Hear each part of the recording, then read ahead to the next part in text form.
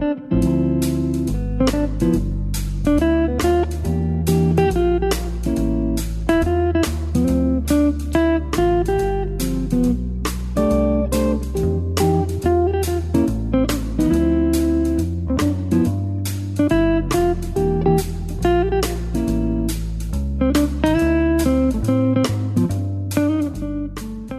to the Living to 100 Club podcast. Here's our host, Dr. Joseph Cassiani. Well, hello to everyone joining us today on our podcast. You're listening to one of our successful aging episodes this month on the Living to 100 Club program. And I'm your host, Joe Cassiani. Each week, our guests educate and inspire, helping you get the best out of all the years we're given, regardless of what obstacles come our way. Today's podcast is about yoga and how to incorporate it into our daily routines and weave it into our day. Our guest is Jennie MacGoy, certified yoga instructor. We discuss the 6 main areas where yoga can be a benefit, especially for the 55 and over age group. These are strength, balance, stretching, proprioception, which refers to awareness of where our body is in space, breath work, and meditation. Where can we do this practice if we don't have time for a long class, or we prefer to avoid group classes? Jennie will offer practical tips and recommendations, as well as how to tailor or customize a particular practice for individual needs. Be sure to join us. A little background first on Jennie. Jennie MacGoy is a certified yoga instructor and movement instructor specializing in 50 and over age group, beginners, and those living with persistent pain. She's known for customizing her sessions to each unique body so every participant experiences the benefits of stretching, strengthening, balance work, breath work, and guided meditations. A recent transplant from the Washington, D.C. area, Jennie is a mom of 4 and lives in Carlsbad with her husband, teenage daughters, and dog who prefers to nap on Joni's yoga mat. Of course. Welcome to our program. Glad to have you with us today. Thanks, Joe. I'm really excited to be here. Great. I always like to open by asking our guests to share with us kind of the journey that brought you to where you are today. I touched on your background, of course, but maybe the highlights of how you came to be where you are today. Okay. I did not know anything about yoga until I was about 45 years old. Maybe had heard of downward facing dog, but that's about it. Just somehow did not know about it. At the time, so this is about 10 years ago, I was raising 4 children. My husband traveled a lot. I am an anxious person by nature. So life was rather chaotic and my brain was rather chaotic. And so I was looking for something else to add to my toolbox of ways to deal with the stress of life. So I stumbled into a yoga class. It was a power yoga class. And I actually fell in love with it. And it's been a part of my life ever since. Wow. I did my first teacher training in power yoga. This was in Sterling, Virginia, with a wonderful studio there. But graduated, but pretty quickly figured out that that wasn't the style that was going to best suit my body. And then the people that were looking for yoga who I knew weren't looking for that so much either. I was, in my mid-40s at the time. So I decided to open my own space. I wasn't a gym person, so I didn't go try teaching at a gym. I opened my own space in my house in Virginia. And the people that kept finding me said, I'd love to try it, but I've had a hip replacement. Or I can't do yoga. I'm in a much larger body, or I'm 60 years old. So I quickly had to do several trainings to make sure I could provide the right experience for these folks. Did that very successfully for a few years. Pandemic hit. Don't need to say too much more about that. The family decided to relocate here to California just in a pursuit of a better quality of life. Sure. And have been slowly building up a business here. Lots of yoga in the San Diego area. Yes, there is. Yeah. But I haven't found a whole lot for people who aren't your typical yogi, who aren't, in their 20s, who aren't particularly bendy. And that's where I come in. And then even more specifically, I just really, really love working with seniors. So that's where I am today. Sure. So you have a practice, you have a yoga practice. Tell us about the types of clients that you have, maybe where you are, how often you offer classes. Okay. I used to have a studio in my home. I was very spoiled, but I have shifted at my house here, Southern California. Real estate's considerably more expensive than the DC area. So I didn't have space here. So I am now primarily a traveling yoga instructor. I travel all through North County. I teach at Carlsbad City Parks. For those classes are typically for a little bit younger folks. But I do have people in their 70s in those classes. I go to various retirement communities where I have a range of people who are still very, very active. I quickly learned that, you know what, just because you may look like a senior or your age says 55, 60 plus, doesn't mean that they aren't extremely physically fit. And many of them are. So luckily I've got all that, kind of power yoga background where I can give them plenty of challenge too. But in these retirement communities, I also have folks that are in a wheelchair and do not get out of the wheelchair. So I work with them as well. We're all in one class most of the time. So it takes a lot of quick, okay, you're standing and you can do this. You're not standing. I still want you to be able to do something. I also have right now one class, and I'm looking to branch out further at a skilled nursing facility where most of the patients are in various stages of dementia. And so that's been a challenge, but also incredibly gratifying when I'm able to work with them and I get a smile or I get them to, they're able to move their shoulders, or we do a brief guided meditation and they can be right there and vocalize very clearly, what we're talking about. So it runs the range.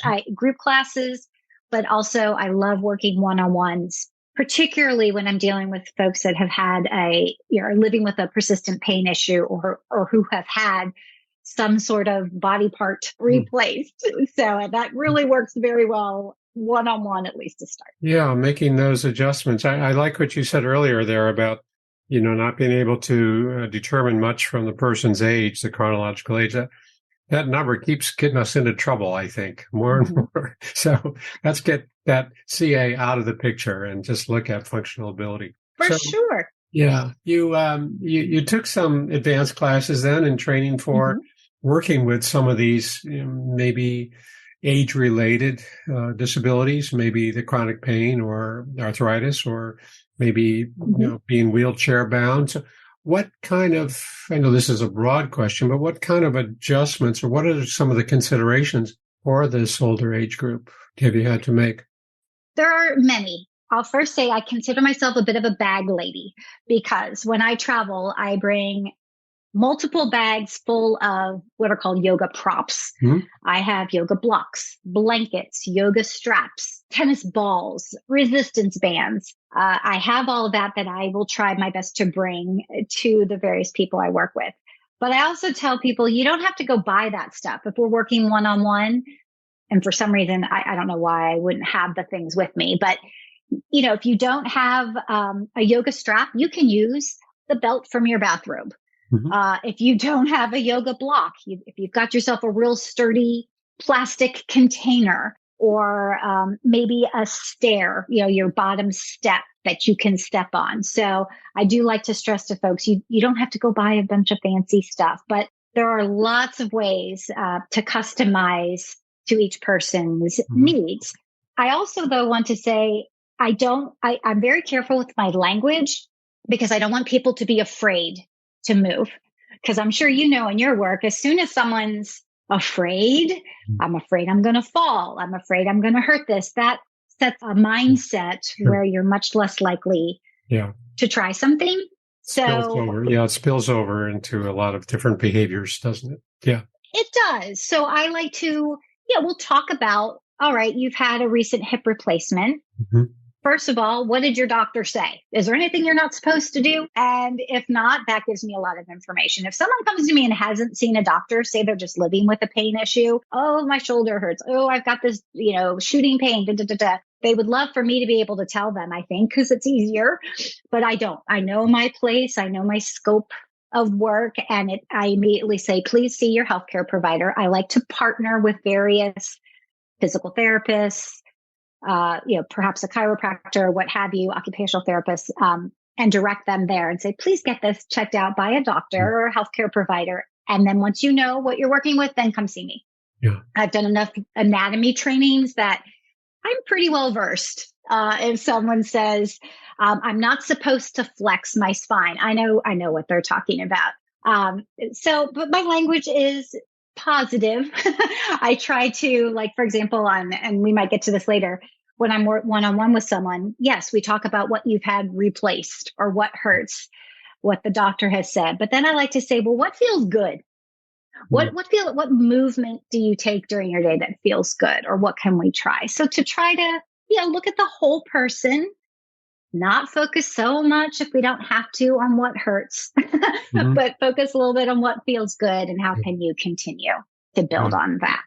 Yeah. Thanks. That makes a lot of sense because we do want to rule out what I would call malignant pain, because there are instances where there is a real serious cause or precipitating factor to the pain. So that's smart to, want to rule that out first. So then you can work with, your other approaches. So you make some of these adjustments for the chronic pain for someone who's, like we said, wheelchair bound or maybe struggling with certain types of flexibility or stretching or strength related activities. So yeah, let's jump into, we've talked about 6 areas that you like to focus on, and I mentioned it in the intro. So let's start with strength. What's important when you approach somebody to help with strength, maybe, increasing muscle mass or whatever's going on? What are your approaches to help with that strength issue?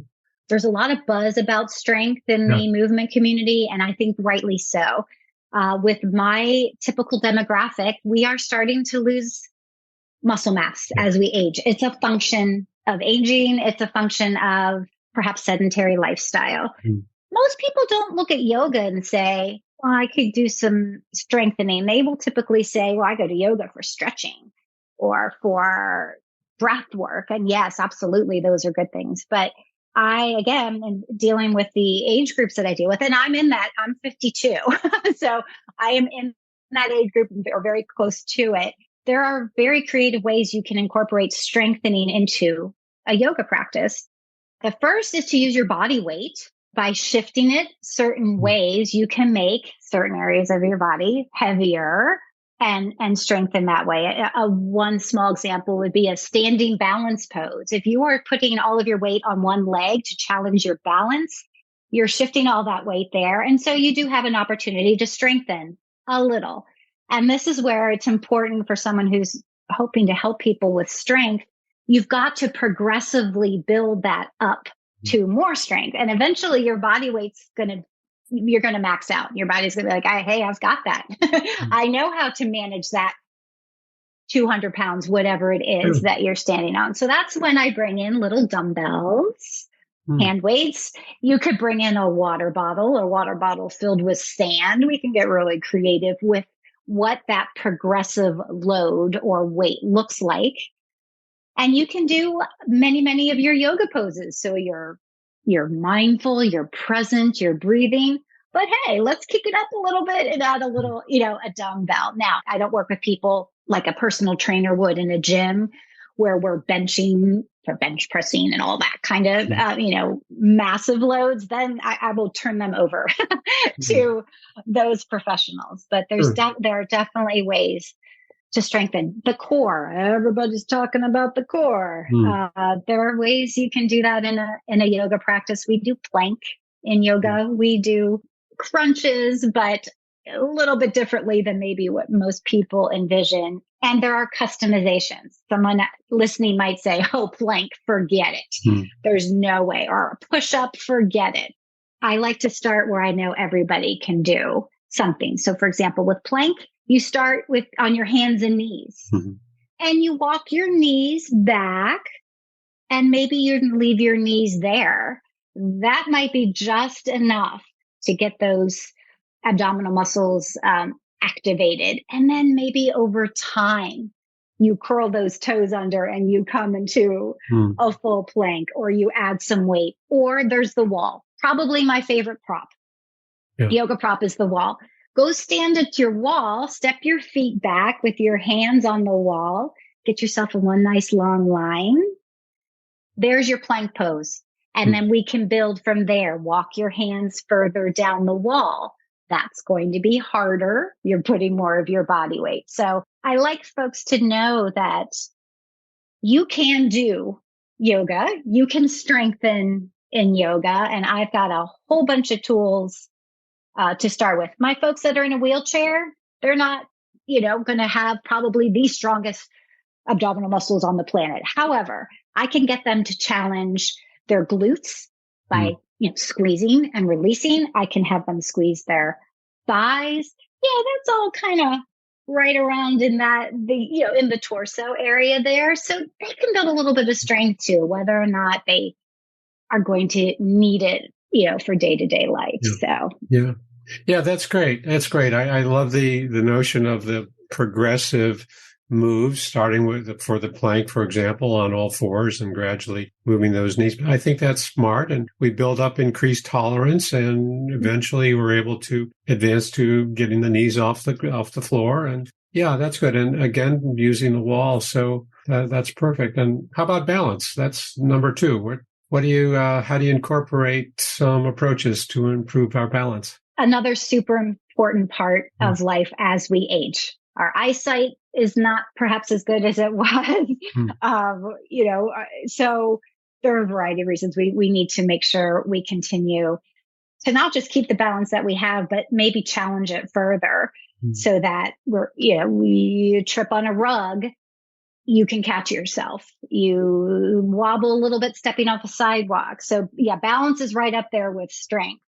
Anyone who's gone to a yoga class and didn't like challenging their balance, it may have been because they were in a room full of 50 people and they were standing with no support whatsoever, and they were told to stand on one leg. That can be way too much for folks. So again, considering my population in general, we'll start at the wall, or we'll start with a chair near us and know that it's there. Maybe you even have to use it, but let's put a hand on that wall, put a hand on that chair, and now stand on one leg. Start there. Does that seem doable? Can you come up onto your fingertips on that chair or on that wall? Doable? Can you take your hand away from the wall for a second, knowing that it's there? So again, it's a progressive. I want people to feel successful. And then, boy, if they're like, this is easy peasy, which it is sometimes for folks, will be on one leg. They will be away from any sort of support, perhaps. And I'll say, close your eyes. Well, that sends people wobbly. Now, I only do that when I know that they're in a position where they can do it. I'm not in the business of making people fall down. But ways you can incorporate that into your daily life. I love to tell people, when you're brushing your teeth in the morning, you've got a counter, most likely your bathroom counter right there. Shift your weight onto one leg as you're brushing. Keep a hand near the counter, and then see if you can take your hand off the counter. You're right there. You've got support if you need it. You're multitasking. You're getting one of your daily things done during the day. Maybe it's when you're doing dishes in the kitchen sink. Anything where you've got some support if you're concerned about falling, but where you can continue to challenge yourself. And I run the gamut, because I have folks that maybe they don't stand either. Okay. If they're in a wheelchair, we can still work on some leg strength while we're here. We can get some movement. So anything from those folks to someone who wants to take the most challenging balance pose, I'll find a way to challenge it, because I do think that's important. Yeah, that's great. Yeah, because as you said, we can all stand on 2 feet, and we have relatively little problem with balance in the main. But then when we challenge it, when we push ourselves a little bit, I love these exercises, by the way. I think they're great. So if we stop these exercises, do we lose that kind of grounding? Or, when does it wear out if we stop it? Or should we always be doing it? I think we should always be doing it. Okay, good. I haven't scientifically tested to see, but I do know when folks have been away for a while, say they were on vacation, say they just took a break and they come back, certainly they feel, tight and all that kind of stuff, maybe a little less strong, but the other balance gets affected too. Which is why my approach is usually ways you can incorporate it into your day-to-day life. So if you know you're going to be away for a while, you can't make it to class, you can't do a private session, what have you, here are some things you can do at home so that you can continue. It's pretty easy to find ways as you are moving through life to do all of these things, strengthening, challenging your balance, all of it. And I think that's key because people are more likely to do it. I think it's hard. I mean, I have some diehard folks that come to class every week or they want to do a private session, as often as possible, but that's not realistic for everyone. So I want to make sure, hey, if you can't do that, here are things you can do at home. They take very short periods of time. You don't have to spend an hour working on your balance every day. Sure. So I like to be practical. Yeah. And I really appreciate what you said about how this translates to our everyday behaviors, because we might be practicing our balance exercise or activity, and it really does translate into walking on an uneven surface or walking on, maybe a slope that we're not accustomed to or a steep curb, something like that. It's a sample of how it applies outside of that exercise room, right? So that's what we're talking about. It's improving this function so it can translate into bigger,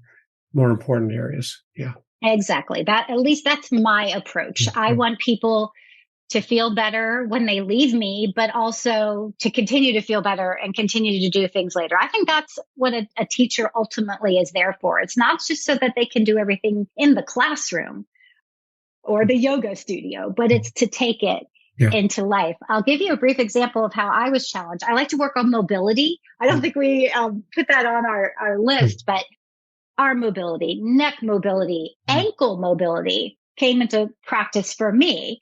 I work a lot with people with, pointing, flexing, circles. You can add weight to that.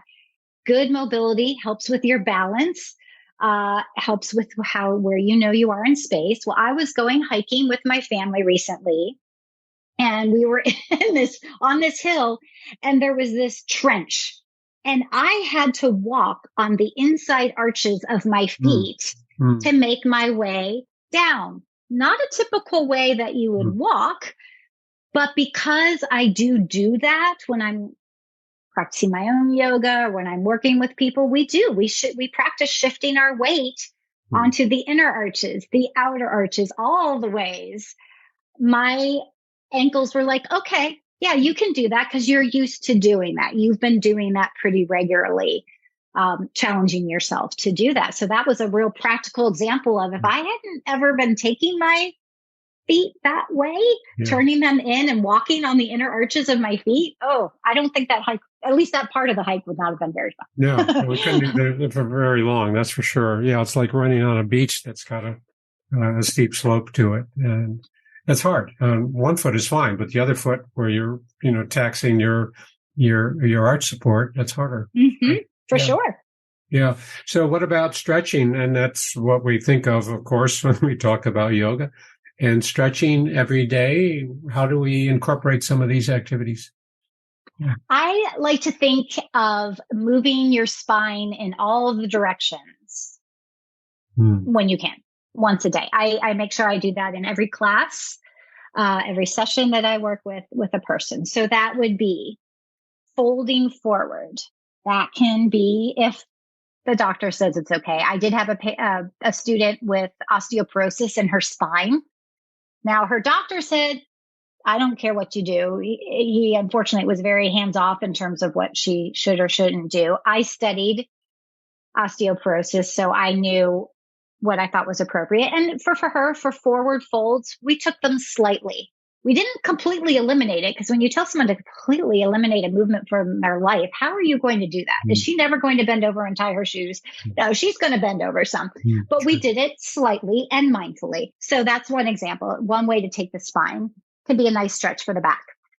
You take a back bend. That's the second movement of the spine. All of a sudden, you're stretching the front of the body. We do side bending, a nice stretch. It could be all the way up in the arm, down the rib cage, down the leg. My intention over time, those muscles between the ribs, your intercostal muscles, if you give them lots of opportunities to stretch, they can lead to better breathing because you're making more room. And who couldn't use better breathing? So we will take the spine side to side and then twisting. So many people have back pain. And from what I've studied, and it's primarily low back pain, from what I have learned, that discomfort, that pain in the low back can sometimes be due to stiffness in the thoracic, the mid back, where your ribs are. So we will focus when I work with folks on gentle, mindful, slow, twisting. If it hurts, maybe we don't do that today. But those are good movements. We also don't twist much in our day-to-day life. I mean, maybe when you back out of the driveway, but nowadays with the cameras in the cars, you don't even have to turn around to back out of your driveway with your car. And then the last one is growing taller through the crown of the head. Some folks will say that is actually a spinal movement. And you're basically trying to invite some space, some stretching between the vertebrae of your spine. And that might lead to a little bit better posture and maybe lead to a little bit better breathing. So yes, stretching in all of the ways is a good thing. Does everything stay all stretched out after you do it? Absolutely not. You come back some. That's the nature of how the body works. You're not going to stretch something and it's not going to stay all stretched out. So that's why repetitively, frequently doing it, even if it's just for like 5 breaths, but frequently can be really good. So those are some of the examples. Yeah, no, great. I hope our listeners are taking notes because these are perfect tips and things that we can do throughout our day. I had a physiologist, physical therapist who was on my program last year, and he talked about stretching and the benefits of stretching. He talked about how when we hold these positions, the synovial fluid moves around in our joints, and it really helps us to stay flexible and loose. And it removes some of the pain because when we make those moves, it's almost like more lubrication in our joints. So that was just a real eye-opener for me. And he or she is absolutely right. As we age, though, you don't make more synovial fluid. You're only given so much. I think, now this is outside of my expertise, but I believe the injections that people get in their knees and such, I think is trying to imitate synovial fluid. Please don't quote me on that, but I think. Sure. But yes, by moving, we do a lot of moving of the joints to not create more of that fluid, but at least, like you just said, lubricate, keep what we got going, because that's all it's all we're given naturally. Sure. You don't make more. Very, very good point. Yeah. Hips, keep those hips moving, knees moving, all of it. Yeah. Good point. Great information. Great recommendations. I know we're just watching the time here, but proprioception, again, how we see ourselves in our space. What do we need to work on there? It's quite fascinating if you really think about it, knowing exactly where you are. That's kind of my purpose in offering some of the warrior poses in yoga, which are standing poses, putting your feet in a little bit of an unusual position, putting your arms in an unusual position to challenge you to pay attention. Where is my arm right now? Where is my foot right now?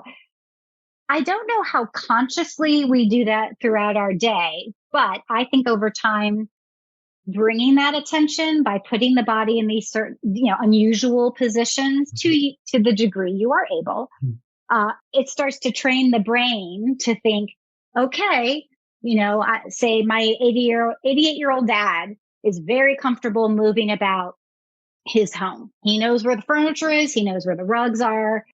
It's just automatic. But if he goes shopping somewhere or, just outside of the space that he's very familiar with, he needs to pay attention. So, okay, what are my surroundings? Where are my feet going? Where are my arms? How am I holding myself up? I think it really serves people well, no matter what the age. You don't have to be 88 to be thinking about those kinds of things. So that is what I have found by putting people in somewhat unusual, not painful, but unusual positions. I mean, we don't walk around with our arms out like this and we don't, turn our toes in and turn the other foot out, but it's a great way to have greater understanding of your body, where it is, so that when you're out somewhere that you're not familiar with, you'll better be able to plant yourself, so to speak. Yeah. Like we said, we'll know how to apply this in another setting that's not so familiar, right? Correct. Yeah. And not necessary to have our eyes closed when we put ourselves in these positions. Oh, absolutely not. No, not to start. And in fact, I rarely do that because some of these positions, are quite a challenge just to put yourself there. It's like, which way do I put my foot? Where's my knee supposed to be? So no, only if I have some feisty person who, really wants to, as Emeril Lagasse would, kick it up a notch, then maybe I'd say, if not close your eyes, at least take your gaze to a different location. But no, typically to challenge that is your eyes wide open. No more taxing. Okay. So maybe one limb that's in an unusual position and then glaze the other way. Gaze the other way. Sure. Okay. All right. How about breath work? So important, of course, but how do we incorporate breath work exercises in our day-to-day activities? Okay. So many opportunities. And again, being an anxious person, I find it a wonderful way to help calm me down, help me from spiraling into a thought process that's not helpful. The best way to start, I think, is when you wake up in the morning, sit up in bed. You don't even have to get out of bed. Place one hand on your chest, one on your abdomen. Take 5 breaths. See if you can keep your attention on noticing those breaths. The reason I suggest placing hands on your body is it does help a little bit to concentrate. I'll say, you could say to yourself, feel the expansion when you breathe in and the softening when you breathe out.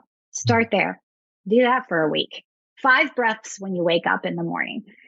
And then there are a variety of calming breathing practices that I will teach to folks that they then bring in to their daily life. So that's your very basics. I think people get a little overwhelmed. Like, you hear about alternate nostril breathing and that's a great one, but longer exhales and count to 4, 7, 8, there's a million of them out there. Yeah. But if you can't just concentrate or connect for 5 breaths, you're taking it too far, too fast. It's like, the progressiveness.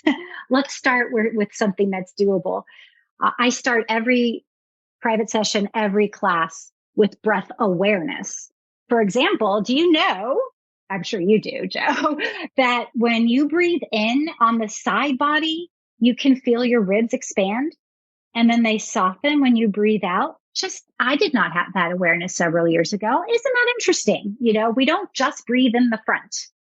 I'll give you one example of how it was practically used. This was a few years ago. It was a dear friend who was a yoga student, was a very committed yogi, and she had to go for an MRI.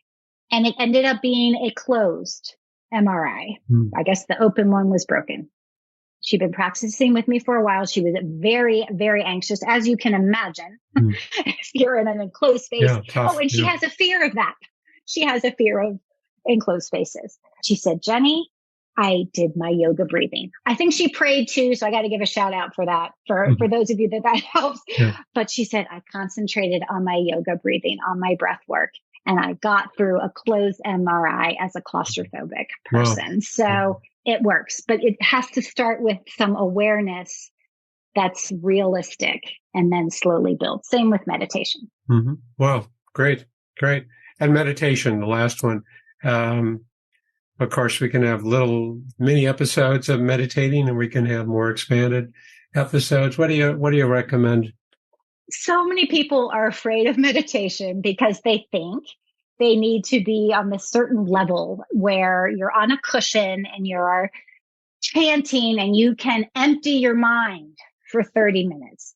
And while some people can do that, and I think it's marvelous, most of us don't start there. Where I like to have people start is with a guided meditation. I love to do those at the end of a private session or at the end of a yoga class where the person just can sit or lie down. They do have to focus on listening to me talk. Mm-hmm. So that's their meditation to start. I might do some guided imagery. Perhaps we go for a walk through the forest. Perhaps we go for a walk at the beach. I will nudge them back because even with that, sometimes people's minds wander. Very normal, but I'll guide them back. So I think guided meditation, and of course there are apps out there, some free, some you pay for, probably a million YouTube videos. That's where I would start with meditation. The purpose of it, in just very basic terms, is to get out of your head. I spend so much time up here in my head. That's a great way to remove myself from that and focus on something else. Even if it's, again, 5 or 10 breaths. Practically, if we want to mention that briefly, go take a walk. See on your walk if you can concentrate on listening for bird calls. I love birds.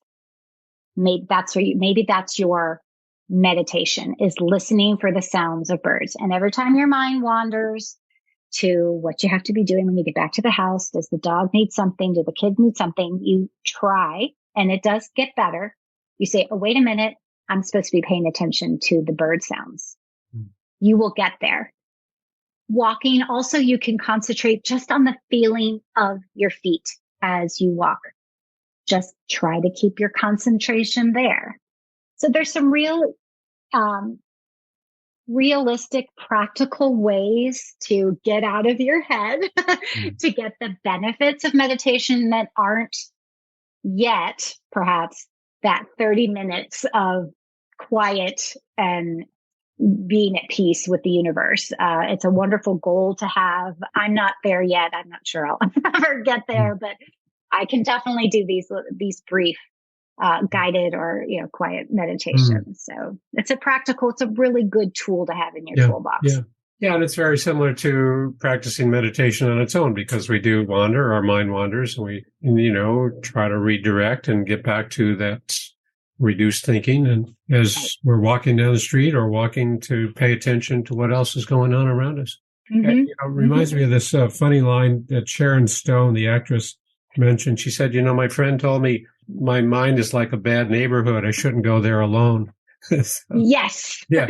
And thoughts are, sometimes thinking is overrated, right? 100%. And the beauty of this is, one last thought on that is, when you notice that you're not paying attention. So when you say, oh, I forgot to notice my steps, or, oh, I forgot to pay attention to the bird sounds, you have made tremendous progress because you've interrupted wherever you just went instead of the steps or the birds. But 2, you've noticed, and that'll happen. And that's progress. Getting out of that bad neighborhood. No, that's great. That's right. It's the awareness of what happened, and now we're redirecting. So, Jennie, this has been an exceptional conversation. I think it's been great. And, we know a lot about yoga. Many people practice yoga, faithfully and are, very good and devoted. And I think this takes it really to another level and helps people to incorporate some of these practices without going to a long class. And, that's fine. Great classes are great. Studios Absolutely. Are great. But my wife had a yoga wall put in the studio in our home, and, she's out there and, props and all that. So it is great. But I think your tips, your recommendations are very helpful. And I hope people, are mindful of all the long list of what we can do throughout our day. These are great tips. Marvelous. Yeah. Terrific. That makes me happy. Brings me great joy. If I can help in small ways to help people feel a little bit better in their bodies, in their minds, then I've had a good day. Yeah. So for those people who might want to contact you, how can they do that? Best would probably be my website, which is a little long, and I probably should spell it. It is Jennie, Jennie, MacGoy, MacGoy. So that's Jennie MacGoy all one long word.com.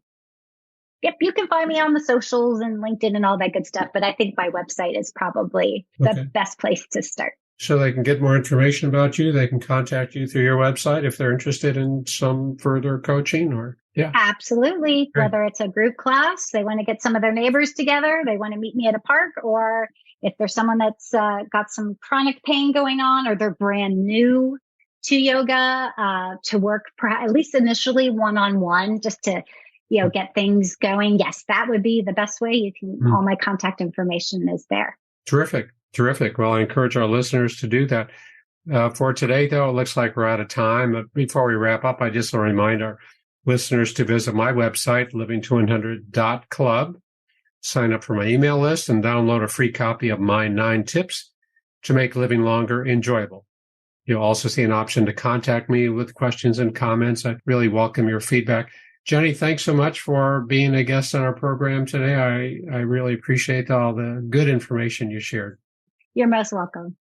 Yeah, great. And thanks to our listeners for tuning in today. Hope to see you next time.